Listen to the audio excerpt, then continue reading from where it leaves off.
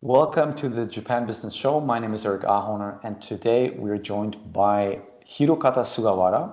Hirokata is a project manager for Toyota Automotive in the Research and Development Department. And thank you so much for joining me today, Hiro. Thank you too, Eric. Nice to meet you again. So I'm really interested in your background. We've met a while ago, and my background is that I lived in the city of Toyota in Aichi, and you've been working with Toyota for over a decade now. Tell us a bit about your background and how you have come to work for Toyota and your work experience. Okay, thank you, Eric. So first, before we go into the actual reasons, but maybe I should explain about my background. So before I started work, I was in university, and I was joining the volunteering activity called American Field Service, and it's an organization to support high school students to study abroad from Japan or to Japan. And I learned a lot from that experience that, well, teenagers have very big dreams, and they're shining eyes and some bright futures. It was wonderful to be involved in human development. So I started. When I was looking for my job, I was looking for a company which is fully supporting human development.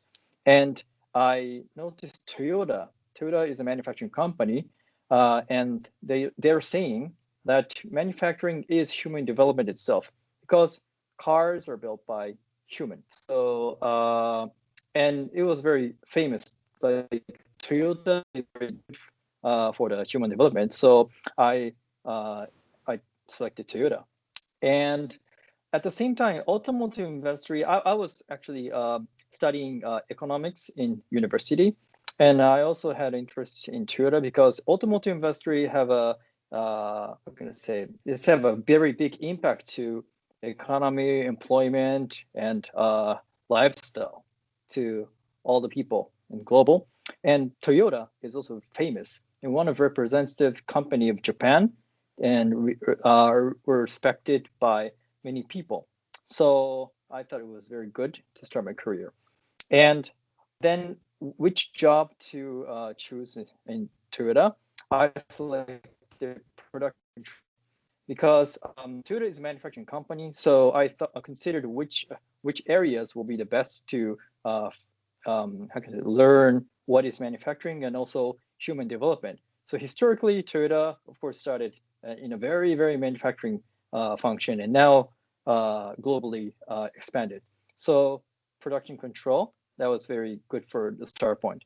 And my first job was the production control and also production planning, which is like a strategy planning of how to form like a supply chain of global plants and global production parts. And that was very challenging for me.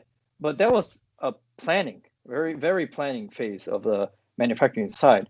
So I had several years. After several years, I switched job to now what I'm doing, the project planning.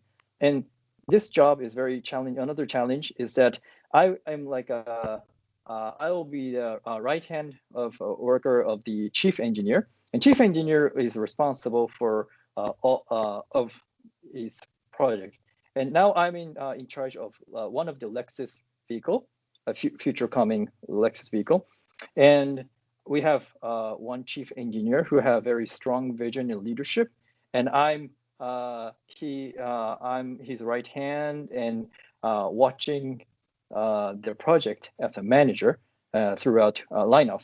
And I have to manage many various function members and hundreds and thousands of people who are involved.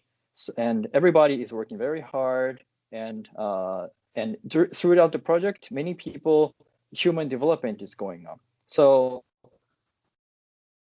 and this is my motivation. And also throughout looking at those shiny and bright future of the project members, I also feel developed. So this is the reason why I'm doing this project manager job. Very interesting.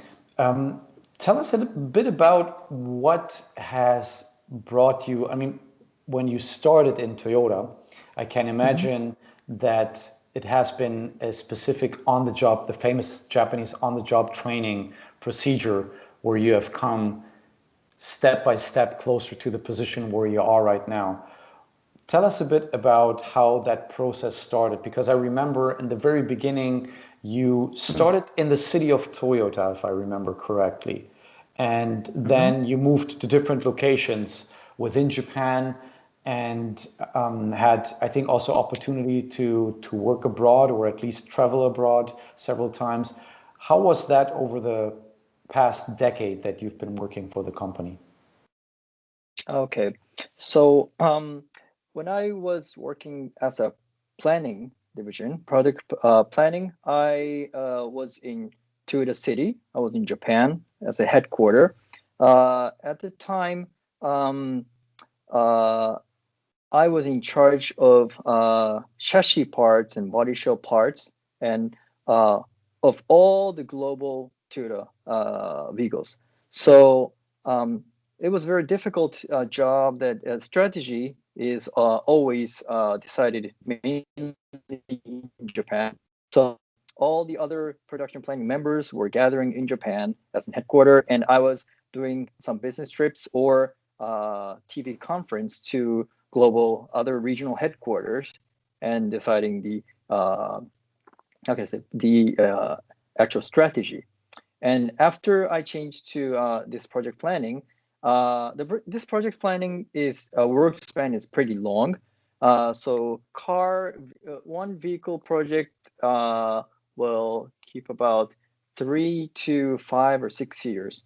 And I'm now in charge of third project. And uh, I was in charge of Hilux. I'm not sure if you're familiar. Hilux is a global truck and SUV, and yes, so at the time I was working with Asian members, African members, Argentina members, American members, everybody around the world because it's a global project, and of course and there are some plants all over the world. So I was at the timing of before the launch, I was in charge of South Africa plant. So at the production trial timing, I went to South Africa for several months and supported local members to be sure to launch the project. This. And now I'm in Kyushu. In Kyushu is a local area of Japan. That's we have Lexus plant, one of the Lexus plant in Kyushu, and I'm in charge of this next Lexus project. So it's a project that the chief engineer and project manager and many members are now in Kyushu to study the best way to make a car using the plant site. And such kind of projects going on. And my step-by-step career actually in Toyota, basically, if you work several years and if you have some output, you'll be promoted. And after I finished 2 projects, I was promoted as right now I'm assistant manager class as a corporate, and I was now assigned to project manager to be able to how can I say watch the project itself by only by myself. But the past 2 projects, I also had my boss as a project manager, and I was doing this project management, a part of a project management. But now, how can I say? Yes, now I'm watching this Lexus projects only by myself. Well, okay, that's certainly a interesting career path that you have, and thank you also for the explanation to see how you step by step progressed in becoming the position that you are right now, as you mentioned, an assistant manager in R&D. Very, very interesting. So you were having different experiences with, you said South America, sorry, South Africa, that you were working with South Africa and also with Asia. What were the common challenges that you had when working with other countries or other cultures in your job role? Let's see. I think two difficulties. One is language, and other is cultural barriers. Those two, and it was very difficult to understand what each regional member's true feelings, because of course myself um, had language barriers. English business level, maybe average, higher than other Japanese, but not good as, of course, local members. For example, Thailand members, Thai people don't speak English, so they're also second language. So second language versus second language is very difficult. What their true intention is, and also South African people, they can speak English very well. They speak very fast. They think that I can understand every English, but actually I can speak what I want to speak now, but difficult to, get the English shower and shower. It was a very tough time for me. So that kind of language ability and capacity, also cultural difference. If you don't understand, then it's difficult to understand the true feelings. So it was very difficult for me to adapt in that business condition, and also it was difficult to have those low global members to understand my actual ability. So it was difficult. And not also at the same time, not only myself, but I also, of course, work with Japan members. And I'm right now window of working with America and Canada in this Lexus project. And um, well, many Japanese members think that overseas members are all like a same as one. But of course, Canadian style, American style, Asian style, everything's different. Should be different, of course. And also even American, if it's American, Asian style, American, Canadian style, everything's different, of course. But people just think, okay, English speaking guys, everybody is very similar and same. So I have to read a window. I have to support what Japanese wants to say. I have to understand what Canadian, American, everybody wants to say, and that kind of pipe is very important. I think when you work, when Japanese people work with international members.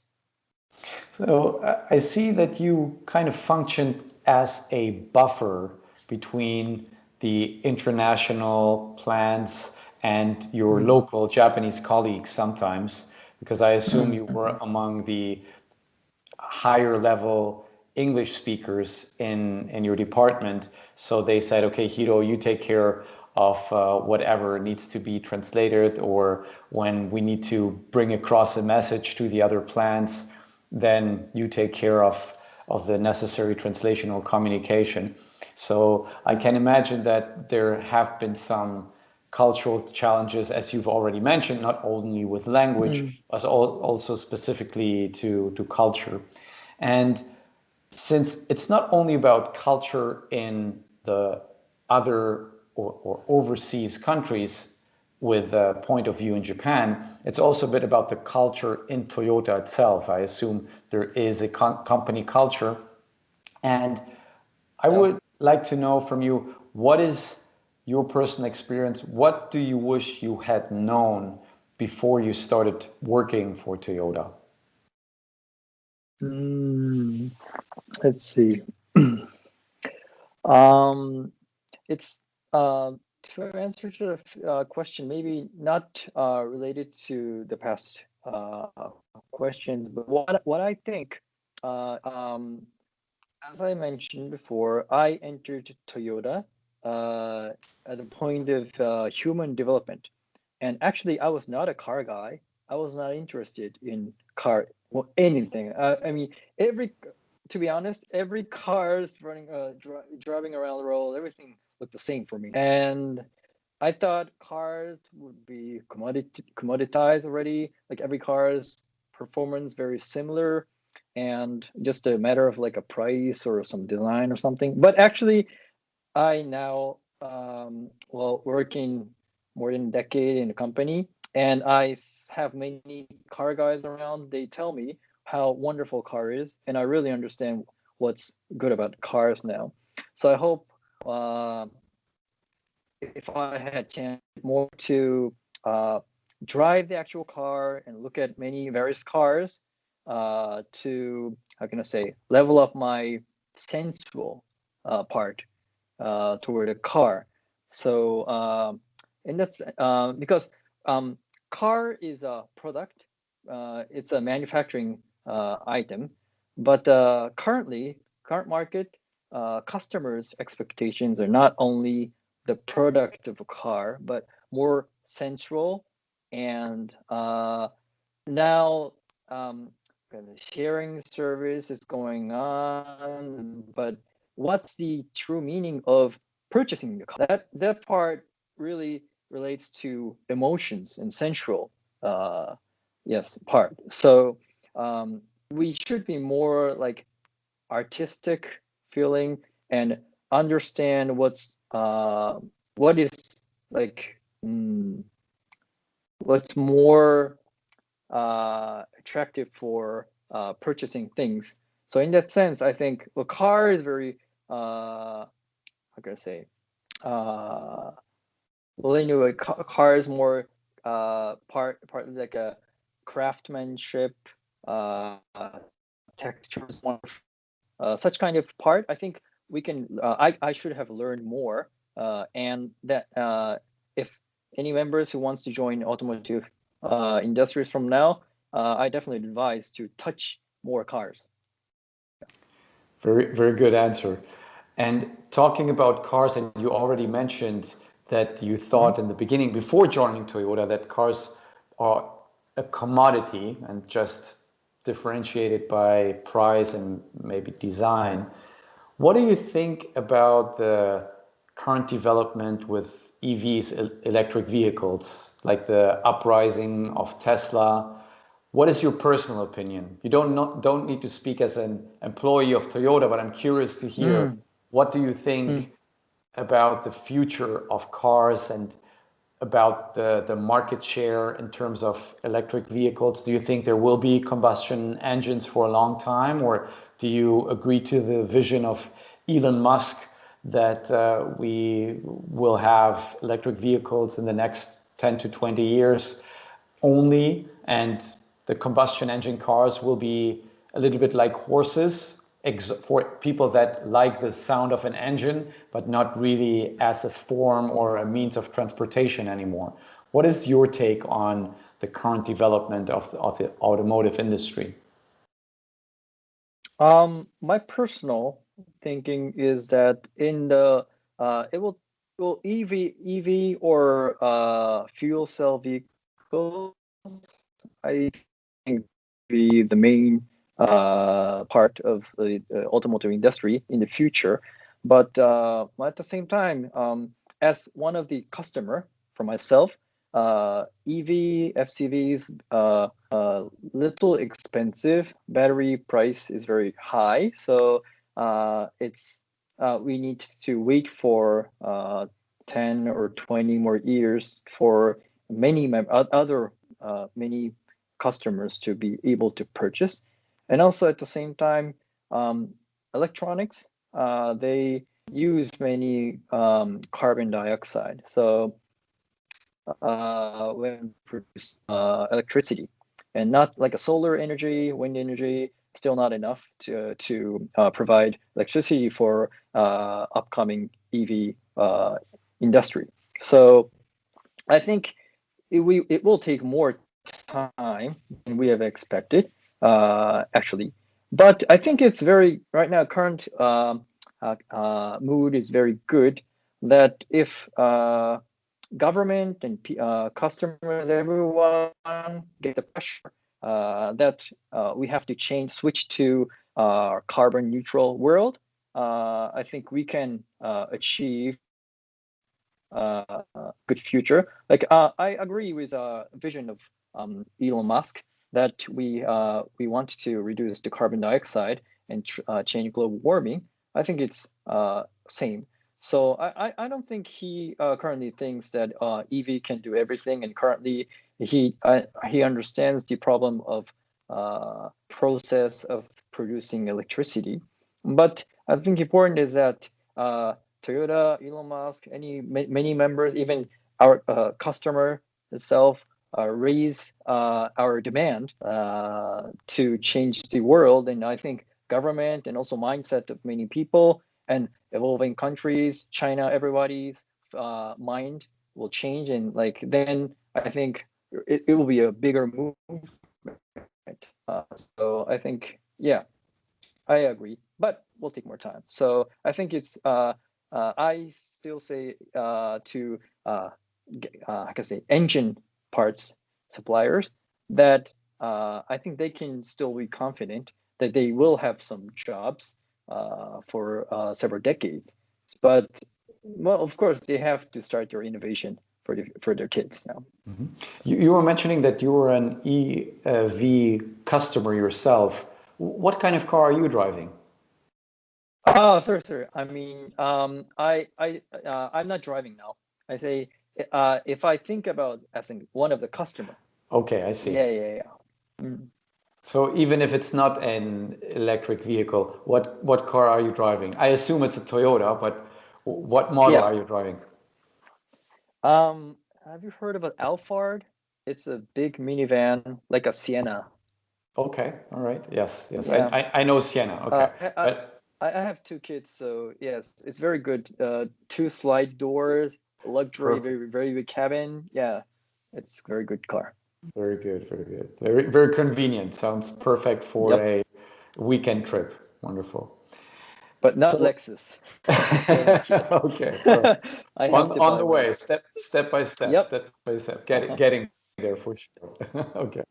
So let's get back a bit about your professional background. What do you think has, or which skills have contributed to your success in Toyota and being successful in the company for over a year? What is your unique skill you would say that made you successful?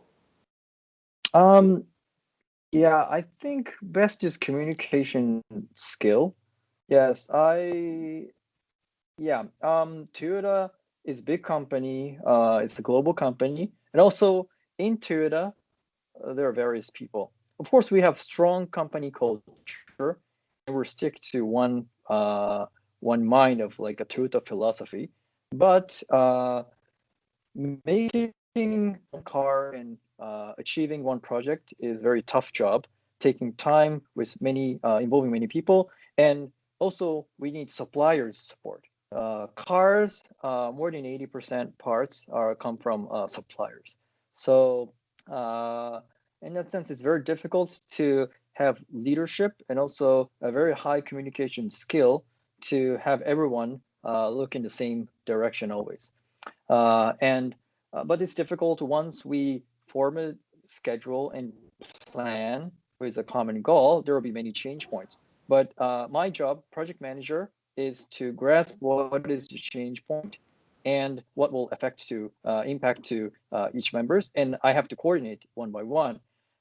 So using this communication skill, it really supports, and I think this is one of the reasons why I was promoted quickly. That makes sense. I think communication is maybe one, or communication skills in general, is maybe one of the most important skills ever to be successful in any field. That absolutely makes sense. So, talking about skills, I'm curious, somebody as successful as you, do you have any new belief, habit, or behavior that you have adapted in the past 1 year, 2 years, 3 years that had a positive impact on your life? Okay, so in Toyota, I think biggest thing what I learned from many leaders or boss is that most important thing is how to do it, or but not how to do it, but like what you really wanted to do. Your motivation is very important. First, I entered my job as a planning division, and I thought like a planning. There was some common goal, like if I plan or other members plan, maybe as working as Toyota members, I thought planning should be in a similar way, but actually it was not.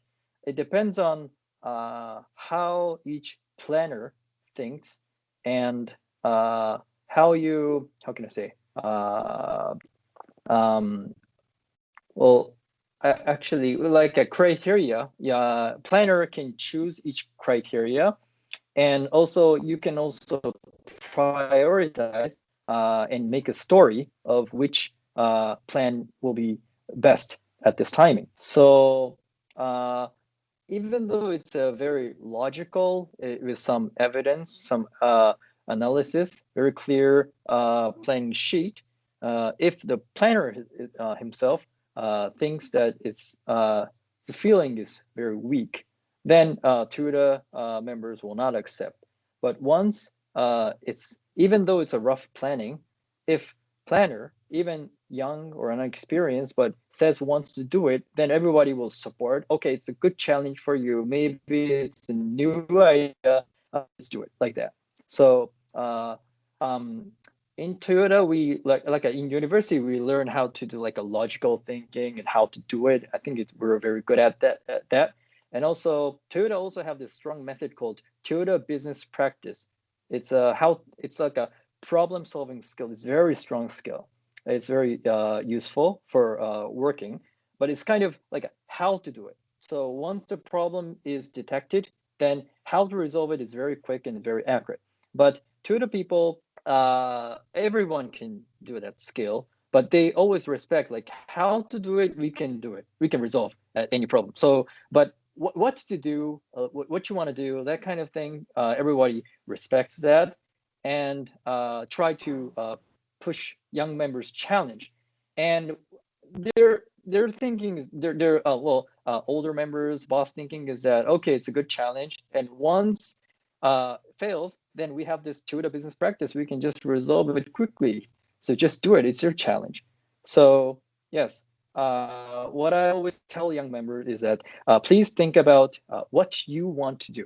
You're like a hero of your story. So you can change Toyota. Yeah.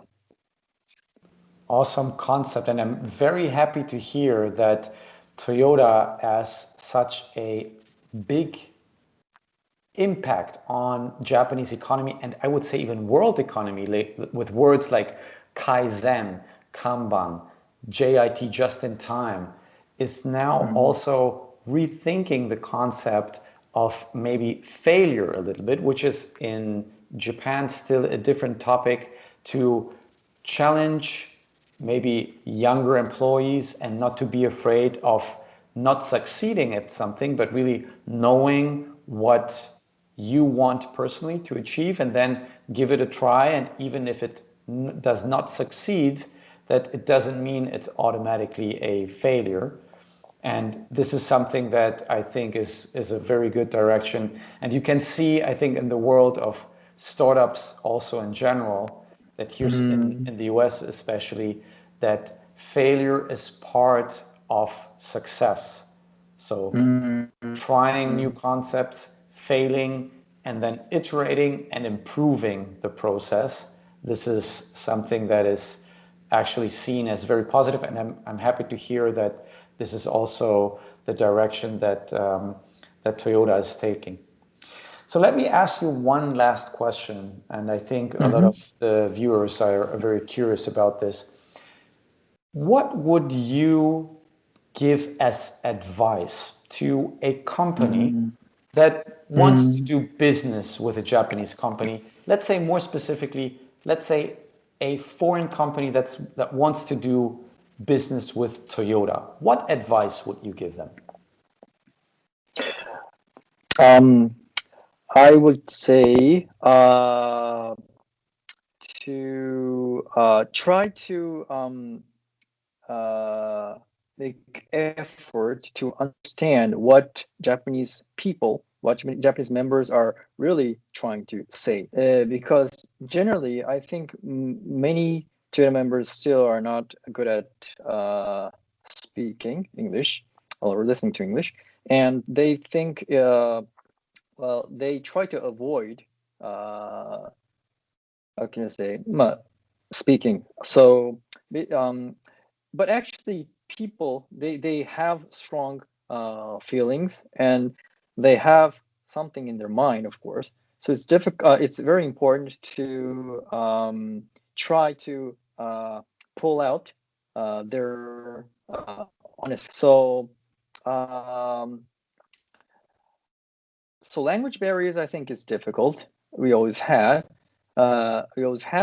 but please try to maybe one is set the windows or translator. It's very easy. It's just a very easy way to take out the barrier. But anyway, it's good to have a good first have a good relationship together, and try to take out the barriers.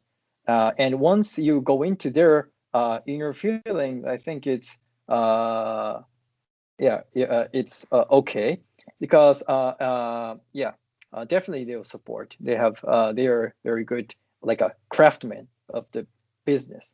Yeah, and you might think this will be like a long way around, maybe taking time. I don't want to communicate with Japanese members, but I think that's the closest way. And once we get close touch, then it's very quick. Toyota is very quick. So I think that's the best way. What would you say specifically? You were mentioning about taking down barriers. What is a fast and easy way to take down those barriers and establish trust quickly? What is something that you would say works best? One is nomikai in Japanese. Yes, it's we call it like a, well, drinking together or some chatting. Yeah, outside of business. I think that's very important to understand how as a human, yes, being. Yeah, that's important. But I also think it's difficult. Like for example, when you have English meeting, at the beginning of the meeting, before you always communicate something outside of business, yeah, like greetings each other, right? But Japanese people are try to, how can I say, it's very difficult to speak like that, so talk like that. So once the meeting starts, we just say like, okay, let's start. Okay, nothing outside of business, just business, you know. So maybe you might think like, oh, Japanese people, are they angry, or are they like, well, making a barrier? But actually no, what they do is they just wants to finish the meeting as much as possible with minimum speaking. They're like a professional, but they also have a feeling that they want to communicate, but just the language barriers and also their mind barriers.